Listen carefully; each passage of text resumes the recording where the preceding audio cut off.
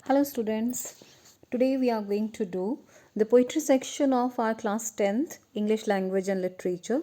So all the poem we will just discuss and find out what exactly is the meaning and what the poet wants to tell us along with the literary devices, rhyme scheme, everything in detail. So our first poem is Dust of Snow, right? And the poet is Robert Frost.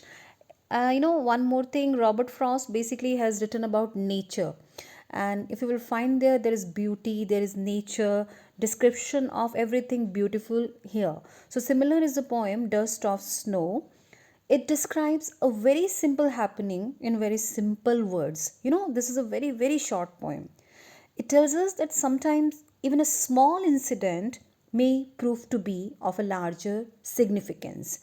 So, in the beginning of a poem, you will find a small incident of falling of snow, which changes the mood of the poet.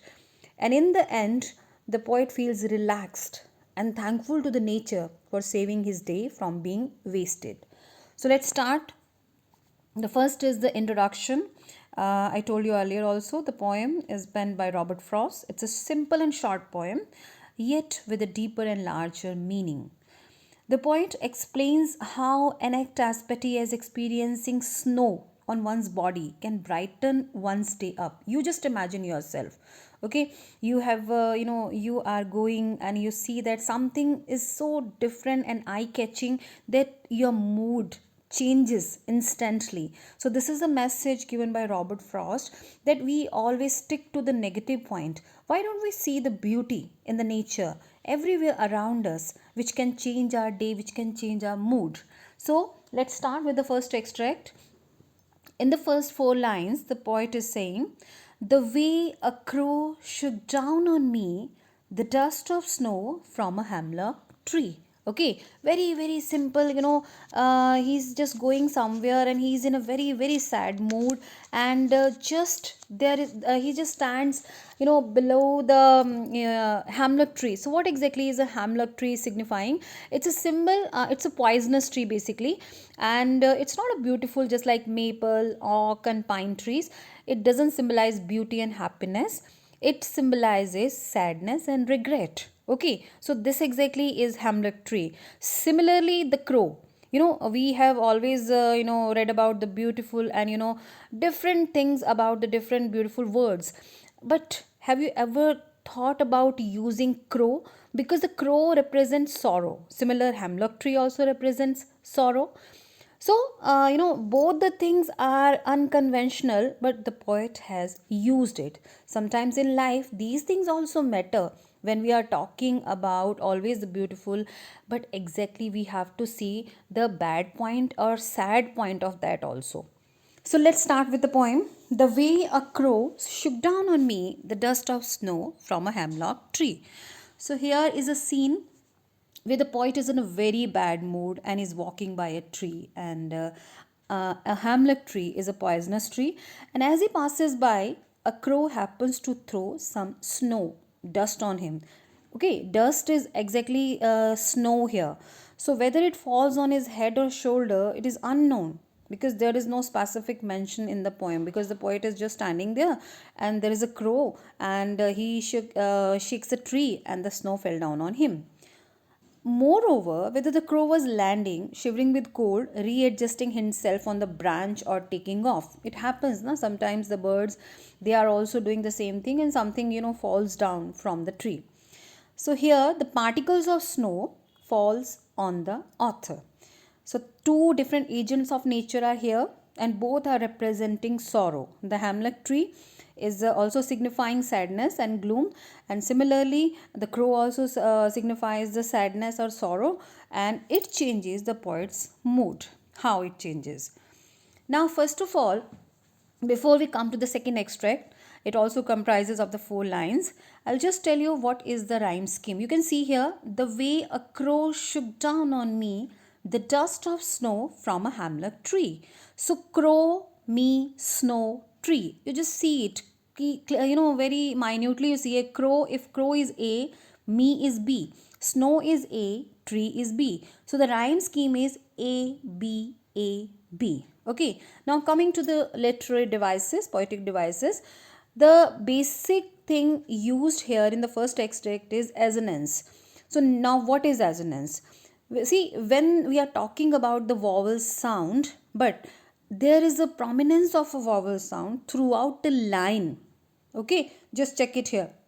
Shook down on me. So O sound is prominent. So wherever you find a vowel sound throughout a line, this device is assonance. Again, just clearly and minutely see this line, shook down on me. So O sound is prominent. The next device is enjambment. Now what is enjambment? Here there is no punctuation marks. You see this line, the way a crow shook down on me the dust of snow from a hemlock tree. So when the same sentence continues to the next line without the use of any punctuation marks, it is called enjambment. So throughout the poem you will find the scheme A B A B, right? And then you will find assonance and enjambment also, where there is no punctuation marks used. In a single sentence the poet has completed his poem. Coming to the next extract, has given my heart a change of mood and saved some part of a day I had rued. Okay, so here the poet is telling rued. What exactly is rued? First of all, repented means held in regret, something which you do and later on you regret for that, yeah, why I should spoil my day, and after that you repent on that. So he said, after unknown reason I was having a terrible day. Okay, so when the snow fell down on my head, my mood instantly changed. Right? So maybe he is repenting now that why he had already spent his day in a bad mood.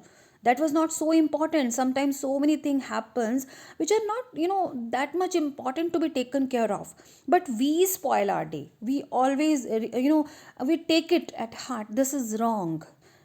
Always try to see the beauty in everything which is bad. There is something there which can change your mood, right?